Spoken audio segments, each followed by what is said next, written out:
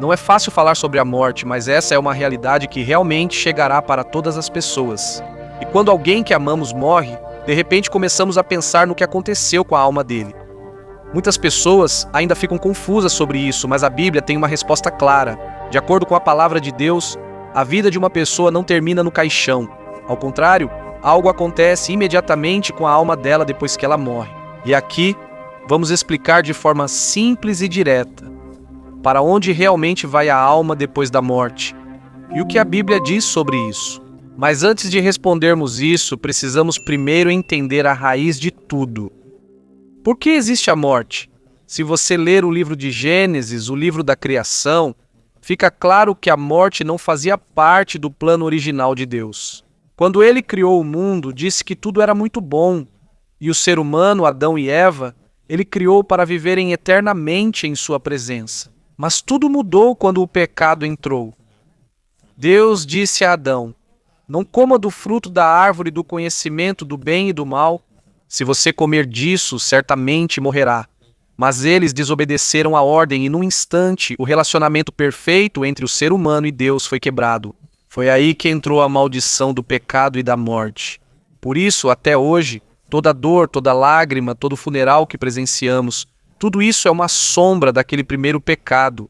É por isso que é tão difícil aceitar quando alguém morre, porque não fomos criados para morrer. Apesar disso, há um vazio em nosso coração que ninguém pode preencher, exceto Deus. Mas há esperança. Deus não permitiu que permanecêssemos sob a condenação da morte. Em Gênesis 3,15 foi feita a primeira promessa do Salvador que viria, aquele que acabaria com as obras do inimigo e daria a vida eterna. E quando Jesus veio, essa promessa se cumpriu. Na cruz ele venceu o pecado e em sua ressurreição ele venceu a morte. Por isso, para aqueles que creem em Cristo, a morte não é o fim, mas o começo. Mas a pergunta é: o que acontece com a alma da pessoa quando ela morre? Antes de respondermos isso, precisamos esclarecer uma coisa básica, mas muito importante. O que é a alma? Na verdade, essa pergunta já intriga as pessoas há muito tempo. Dentro de cada pessoa, existe uma dúvida que não se cala. Quem sou eu de verdade por dentro? O que acontece comigo depois que meu corpo morre? Segundo a Bíblia, o ser humano não é feito apenas de carne e osso. Tem corpo, alma e espírito. Isso significa que nossa existência não termina no que vemos no espelho. Em Gênesis 2, podemos ver como tudo isso começou. O Senhor Deus formou o homem do pó da terra e depois soprou nele o fôlego da vida. Só então o homem se tornou um ser vivo. Isso significa que nosso corpo é como uma tenda. Fraco, se cansa facilmente e um dia voltará ao pó da terra. Mas a alma e o espírito, esses são o verdadeiro você por dentro e não morrem. De acordo com Eclesiastes 12, o pó voltará à terra de onde veio e o espírito voltará para Deus. Isso significa que, mesmo que o corpo morra, a alma e o espírito continuam existindo.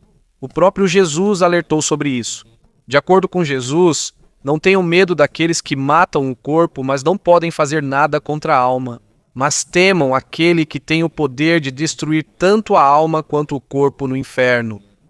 O ensinamento da Bíblia é muito claro. Não fomos criados apenas para uma vida passageira aqui na Terra. O ser humano é eterno. Nossa vida aqui na Terra é como um breve parágrafo comparado ao capítulo eterno que nos espera na vida após a morte. Por isso, é importante como vivemos agora. Cada decisão, cada obediência ou desobediência a Deus, cada passo de fé, tudo isso tem efeito na eternidade. Por isso, sim, a maioria dos cristãos acredita que a alma não termina na sepultura. Mas é aqui que entra a grande pergunta.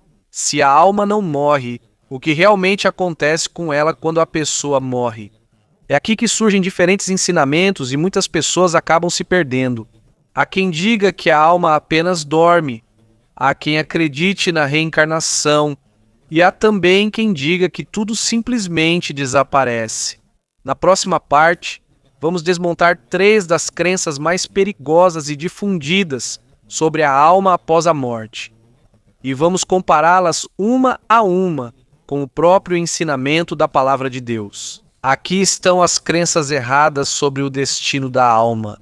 Muitas pessoas têm suas próprias ideias sobre o que acontece com a alma após a morte, e às vezes, por medo ou confusão, nos apegamos a ideias que na verdade não vêm da Bíblia. Agora vamos esclarecer algumas das crenças mais comuns, mas erradas, e vamos ver o que a palavra de Deus realmente ensina. Primeiro, a alma desaparece quando a pessoa morre. Há quem acredite que, quando o corpo morre, a alma também simplesmente desaparece como fumaça que se dissipa. Para alguns, isso soa reconfortante. Sem julgamento, sem enfrentar a Deus, sem responsabilidade. Mas não é isso que a Bíblia diz. O próprio Jesus foi quem alertou sobre o inferno, um lugar de punição eterna. Em Mateus 25, Jesus disse: "Eles irão para o castigo eterno, mas os justos para a vida eterna." Se a alma realmente desaparece, porque existe punição eterna, quem irá experimentar isso? Está claro, a alma não desaparece. O ser humano é eterno. Em segundo lugar, a alma apenas dorme junto com o corpo. Isso é chamado de sono da alma. A crença é que quando a pessoa morre, a alma fica como se estivesse dormindo até o dia da ressurreição. O problema é que isso não está de acordo com o ensinamento da Bíblia. Existem alguns versículos usados para apoiar essa ideia. Como o que está em Eclesiastes capítulo 9, os mortos não sabem de nada, mas o livro de Eclesiastes frequentemente fala a partir da perspectiva humana sobre o mundo. Não se trata do verdadeiro estado da alma na vida após a morte. E quando a Bíblia diz que alguém dormiu, muitas vezes isso é apenas uma metáfora para a morte física. Não significa que a alma está dormindo. O espírito não dorme. A alma não fica em espera. Terceiro, a alma do justo não vai direto para o céu. Há quem acredite que a pessoa passa primeiro por um lugar temporário. Não é o inferno. Também não é o céu. É como uma sala de espera. Nos tempos antigos, antes da morte e ressurreição de Jesus, realmente existia o chamado seio de Abraão. Era um lugar de paz para os justos do Antigo Testamento. Mas tudo mudou depois que Cristo ressuscitou. De acordo com Paulo em 2 Coríntios 5:8, preferimos deixar o corpo e estar imediatamente com o Senhor. Ele não disse, estar com o Senhor depois de esperar em algum lugar. Também não disse, quando chegar o dia do juízo. Está claro. Quando um crente morre, sua alma vai direto para a presença de Deus. Porque esses ensinamentos errados são perigosos? Porque eles roubam a verdadeira esperança que Deus nos deu. As pessoas acabam pensando que talvez não exista vida após esta. Ou talvez tudo esteja apenas adormecido. Não, isso está errado e é perigoso. O ensinamento da Bíblia é claro, a alma não desaparece. A alma não dorme e os crentes não passam por uma sala de espera. Então, o que realmente acontece com a alma do justo após a morte? Na próxima parte, vamos começar a resposta mais importante de todas. O verdadeiro, claro e completo ensinamento da Bíblia sobre o destino da alma após o último suspiro. Essa é uma das perguntas mais profundas do ser humano. Para onde vai minha alma depois que eu morrer? Quer a gente questione em silêncio ou guarde essa dúvida, todos enfrentaremos esse dia e essa verdade. Mas o bom é que a Bíblia não nos deixou no escuro. Ela tem uma resposta clara, uma resposta que traz esperança, não medo. Só existem 2 destinos eternos para a alma. Segundo a Bíblia, toda alma tem 2 possíveis fins em sua jornada. O primeiro é a presença de Deus no céu. O segundo é a separação eterna no inferno. Não existe meio termo, não há descanso temporário, nem limbo ou sala de espera. E para aqueles que creem em Cristo, a promessa é clara e maravilhosa. Direto para a presença de Jesus, sem demora. O próprio Jesus disse em João capítulo 14, "Na casa de meu pai há muitas moradas. E quando eu for preparar um lugar para vocês, voltarei para levá-los para onde eu estiver." Pense nisso. Jesus não disse que vocês vão esperar em algum lugar primeiro. A alma vai dormir primeiro. Esperem pelo julgamento final antes de ficarem comigo. Nada disso. A promessa dele é direta. Desde o último suspiro. Vai direto para a presença dele. É isso que Paulo quis dizer em 2 Coríntios capítulo 5. Quando não estamos mais no corpo, estamos na presença do Senhor. Isso não é figurativo. Isso não é uma metáfora. Isso é literal, claro e específico. Uma mudança rápida. da terra para a eternidade. Quando o coração para de bater, a alma não dorme. Ela não fica suspensa, ela não se perde. Ela imediatamente encontra descanso. Passa para a realidade da eternidade. Para o crente, a morte é como abrir uma porta. E do outro lado da porta está a presença do próprio Cristo. A extraordinária história de Lázaro e do homem rico, uma das mais poderosas ilustrações de Jesus, é a história sobre o homem rico e Lázaro em Lucas capítulo 16. Havia um homem rico que vivia em puro luxo e prazer. Todos os dias ele estava pronto para festas, comidas requintadas, roupas luxuosas. Ele tinha tudo, exceto um coração compassivo. Do lado de fora do portão dele jazia Lázaro, um mendigo cheio de feridas, esperando até mesmo pelas migalhas que caíam da mesa do rico. Às vezes, até os cachorros lambiam suas feridas, sem compaixão, sem ninguém que se importasse, até que chegou o dia que ninguém pode evitar. Lázaro morreu. Os anjos levaram Lázaro ao seio de Abraão, um termo usado pelos judeus daquela época para o lugar de perfeita paz e descanso, onde as pessoas que confiam em Deus estão seguras e confortáveis. E o homem rico também morreu, mas o fim dele foi bem diferente. Ao despertar sua alma, ele foi para o Hades, um lugar de grande sofrimento. Hades, nome dado pelos antigos judeus e gregos, ao lugar de tormento para aqueles que não estão com Deus. Lá, ele foi envolvido apenas por dor, calor e sofrimento. Ninguém podia ajudar, ninguém podia se aproximar, apenas o lamento era sua companhia. Em seu desespero, ele olhou para cima e de longe viu Abraão, e ao lado dele, Lázaro deitado em paz. O rico gritou: "Pai Abraão, tenha piedade, por favor. Deixe pelo menos Lázaro molhar a ponta do dedo na água e refrescar a minha língua. Estou sofrendo neste fogo." Mas Abraão respondeu: "Filho, lembre-se, quando você estava vivo só desfrutou coisas boas. Enquanto Lázaro só passou por sofrimento, agora ele é consolado, e você está em tormento." E ele acrescentou: "E há um grande abismo entre nós, um abismo impossível de atravessar. Ninguém pode passar daqui para aí, nem daí para cá." Quando o rico percebeu o quão longe estava da esperança, ele rapidamente implorou de novo: "Então, por favor, pai Abraão, por favor, envie um aviso para os meus 5 irmãos. Conte a eles sobre a minha situação, para que não venham parar aqui." Mas Abraão respondeu: "Eles têm Moisés e os profetas. Lá está a palavra de Deus, que eles ouçam a eles." O rico não desistiu e insistiu ainda mais: "Mas, pai Abraão, se alguém dentre os mortos for até eles, com certeza eles vão se arrepender." E assim terminou a conversa. Se eles não ouvem a palavra de Deus, também não acreditarão mesmo que alguém ressuscite dos mortos. A parábola de Jesus não é apenas a história de um mendigo e de um rico, é um aviso direto. Existe um céu verdadeiro, existe um inferno verdadeiro. E as decisões que tomamos aqui, enquanto estamos vivos, têm consequências eternas. Dinheiro, luxo ou sucesso não são a medida. O verdadeiro peso está em compaixão, fé e obediência a Deus. E sim, não foi porque Lázaro era pobre que ele foi para a paz, nem porque o homem rico era rico que ele foi para o tormento. A verdadeira medida, o coração. Como você viveu, como você amou, em quem você apostou, em si mesmo ou em Deus. Jesus confirmou isso quando falou com o ladrão arrependido na cruz ao lado dele, em Lucas, capítulo 23, "Hoje você estará comigo no paraíso." Ele não disse: "Espere pelo dia do julgamento. Descanse primeiro em algum lugar." Sua alma vai dormir primeiro. O que ele disse foi: "Hoje você estará comigo lá mesmo no paraíso." Direto, sem demora, sem lugar intermediário. Então, o que espera a alma daqueles que rejeitam a Deus? O ensino da Bíblia é claro e direto.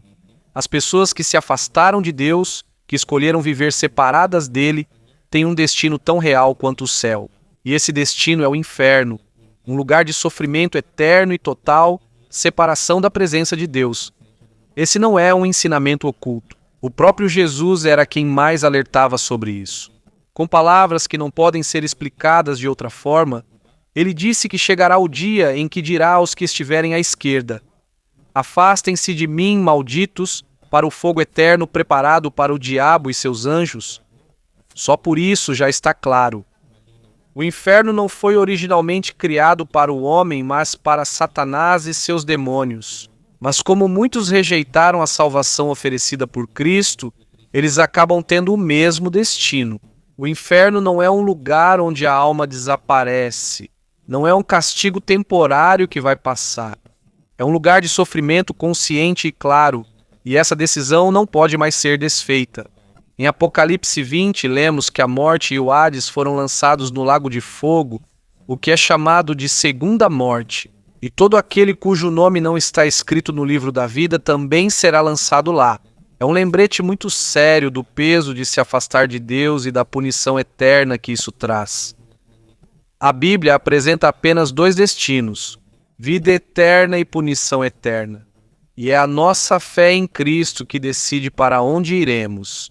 Jesus disse: "Quem ouve a minha palavra e crê naquele que me enviou tem a vida eterna, e já passou da morte para a vida." A vida eterna não é apenas existência sem fim, é vida na presença de Deus, cheia de paz, alegria e amor. O capítulo 21 de Apocalipse descreve essa promessa maravilhosa. Ele enxugará toda lágrima. Não haverá mais morte, nem choro, nem dor. A antiga ordem já passou. Esta é a vida eterna, o cumprimento completo. O cumprimento da promessa feita por Deus àqueles que creem nele. Mas há o oposto disso. A destruição eterna é o resultado da desobediência, do orgulho e da rejeição a Deus. Em Mateus capítulo 25, Jesus repetiu a gravidade disso. "Afastem-se de mim para o fogo eterno." Isso não é uma história de terror. É um aviso claro, um lembrete de que as decisões que tomamos hoje têm efeito além do túmulo. Quando pensamos nos dois destinos, é natural sentirmos o peso, tristeza por aqueles que rejeitam e um desejo urgente de que as boas novas cheguem aos outros. Deus não quer que ninguém se perca. Ele deseja que todos se arrependam e se afastem do pecado, mas ele respeita a nossa decisão. E essa escolha tem um peso que se estende até a eternidade. A promessa da vida eterna deve nos trazer alegria e renovação de ânimo. Mas isso também deve servir como um lembrete para nós, que cada dia é uma oportunidade para viver com propósito. Um propósito que nos leva a Deus. Nossa vida não é um jogo. Cada decisão, cada obediência, cada recusa à tentação tem valor na eternidade. Agora, há uma pergunta que tem sido debatida há muito tempo. Como fica a situação das almas que não rejeitaram a Deus, mas também não são completamente puras ou limpas, como algumas doutrinas tentam ensinar? Há quem acredite que existe um lugar chamado purgatório, um lugar temporário onde a alma é purificada antes de entrar no céu. Muitos cristãos há muito tempo perguntam sobre o purgatório, se isso é realmente verdade. De onde veio essa ideia? E o que a Bíblia realmente diz sobre a purificação da alma após a morte? Em algumas tradições, o purgatório é considerado um lugar onde as almas que não cumpriram totalmente, mas estão prontas para entrar no céu, são primeiro purificadas. É como se houvesse uma parada temporária, um processo de purificação para as pessoas que não são más a ponto de serem lançadas no inferno, mas também não estão totalmente puras para entrar imediatamente na presença de Deus. Existem alguns versículos na Bíblia que são frequentemente associados a isso, como João 5, que diz que há pecados que não levam à morte. É aqui que surge a ideia de que existem pecados que podem ser perdoados mesmo após a morte, e há pecados tão graves que acabam separando a pessoa de Deus para sempre. A partir disso surgiu a crença de que existem pecados que ainda precisam passar por purificação após a morte. Por isso, algumas igrejas dizem que devemos rezar pelas almas que estão no purgatório para ajudá-las a se prepararem para o céu. Nessa perspectiva, o purgatório é como a última etapa de purificação, um processo para aqueles que não estão condenados ao inferno, mas ainda não estão completamente puros para a glória do céu. Como dizem, nada impuro pode entrar no céu, por isso é necessário primeiro uma purificação temporária. Mas se voltarmos para a própria Bíblia, uma coisa fica muito clara. As Escrituras não mencionam diretamente o purgatório. Não há lugar, não há processo e não há uma descrição exata desse estágio após a morte. Em vez disso, a Bíblia repete várias vezes a totalidade do que Jesus fez para a nossa salvação. Em Hebreus 10 diz: por meio de uma única oferta, ele aperfeiçoou para sempre os que estão sendo santificados. Isso significa que o sacrifício de Jesus na cruz é suficiente e completo. Não é necessário nenhum processo adicional, nenhum lugar extra ou purificação depois da morte. Quando Jesus disse na cruz, está consumado, isso não foi uma metáfora. Ele declarou que a obra estava terminada, completa, perfeita, sem faltar nada. E de acordo com João 1, o sangue de Jesus é o que nos purifica de todo pecado. Não é metade, não é a maioria, mas tudo. Ainda existem algumas tradições que acreditam que devemos orar pelas almas no purgatório. A intenção deles é boa. Eles pedem para que as almas sejam purificadas e possam entrar no céu. Mas quando voltamos para a Bíblia, fica claro que a salvação e a purificação não dependem das nossas orações, de outras pessoas depois que morremos, mas sim no que Cristo fez na cruz e na fé que recebemos enquanto ainda estamos vivos. É daqui que vem a paz e a certeza que a Bíblia nos oferece. No meio de um mundo cheio de medo e dúvidas, há uma coisa que não muda: a verdade de que a redenção de Jesus é completa. Ele não falhou. Ele não vai nos deixar no limbo. O sangue dele selou a nossa salvação. Sim, às vezes é difícil aceitar que não há uma segunda chance depois da morte. Talvez por isso tenha surgido a ideia do purgatório como resposta à pergunta sobre o que acontece com as pessoas que morreram carregando pecados. Mas em vez de criar um novo conceito, a Bíblia nos convida a confiar plenamente no que Jesus fez. Ele é o sacrifício. Ele é o Salvador. Ele é quem purifica, e Ele é o único caminho para o céu. Por isso, enquanto ainda estamos vivos, é aqui que tomamos a decisão. Não existe purgatório, não há etapa extra, não há espera. A vida que temos agora é o tempo de arrependimento, aceitação e fé. E quando uma pessoa está em Cristo, a pureza concedida pelo seu sangue é suficiente para entrar na presença de Deus. Uma das promessas mais impressionantes de toda a fé cristã é a ressurreição dos mortos. Isso nos lembra que a morte não é o último capítulo, não é o fim da história, mas sim uma porta pela qual passamos rumo ao dia em que Deus ressuscitará todos os que confiam nele. De acordo com a Bíblia, chegará o dia em que Cristo voltará, e naquele momento ele não voltará sozinho. Com ele, virão do céu as almas daqueles que morreram tendo fé em Jesus, pessoas que viveram e morreram com a esperança de que Ele é o seu Salvador. No momento em que Jesus descer nas nuvens, uma voz poderosa será ouvida, e será exatamente nesse instante que os túmulos se abrirão. Os crentes que morreram serão ressuscitados. Seus corpos, que antes eram fracos, mortais e frágeis, serão transformados. Serão gloriosos. Não mais sentirão dor, não mais adoecerão, não mais morrerão. Assim como Jesus ressuscitou Lázaro, mas desta vez será mais grandioso, mais glorioso, e nunca mais voltarão ao túmulo. E depois de serem ressuscitados, aqueles que ainda estiverem vivos e crendo em Cristo naquele mesmo dia não passarão pela morte. O corpo deles também será transformado num piscar de olhos. Num piscar de olhos, o mortal se tornará imortal, o corruptível se tornará incorruptível, e todos juntos serão elevados para encontrar o Senhor nas nuvens. Esta é a grande promessa do Evangelho, a vitória final sobre a morte. O dia em que a dor, as lágrimas, o medo e todas as limitações desta vida desaparecerão. O dia em que a própria morte será derrotada, que será tragada pela vitória, diz a Escritura, e nesse dia a morte nunca mais prevalecerá. Se você confia em Jesus, essa promessa é para você. Isso não é uma alegoria, isso não é uma metáfora. Isso é real, certo e selado pela própria ressurreição de Cristo. E se você ainda não entregou totalmente sua vida a Jesus, agora é a hora certa. Não há decisão mais importante do que aceitá-lo como Senhor e Salvador. Arrependa-se dos seus pecados. Creia de todo o coração, pois só Ele é o caminho para a vida eterna. E só Ele pode te dar uma esperança que nem mesmo a morte pode destruir. A morte